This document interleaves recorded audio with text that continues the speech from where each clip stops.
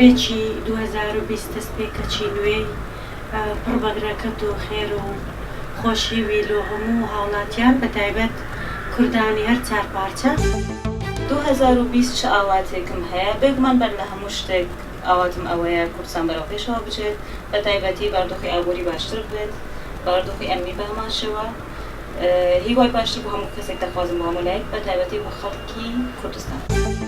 از سر سال تمام ملت کرد پیروز دکم هر چهار پارچه کردستانه داخوازا سالانی خوش و خیری و برکت بودن انشالله. براستی 2019 زور شد گورا یعنی حتی راده چی باش بو هیوادارم لسالی دهاتو باشتر بو باشترش بیله بو خلقی هرمی کردستان بتایبت و آرامی و سقامگیری همولات بگرتو هیوادارم ساڵە چی بەخۆشی بیلە بۆ هەموو لایەکی و زۆر دڵم خۆشە لە بەروەی دەبینم کە خەڵکەکی زۆر ڕوو لێرە دەکاتن بەڕاستی سەرساڵەوە هەمی ملەتی کورد پیرۆزکەم پتر ئارامی بکەفتە ناو ملەتی مەی کووردا و پتر خۆشی بیتن و تەنهایی و داخوازن سەرکەوتنی بۆ هەمی ملەتی کورد خوازم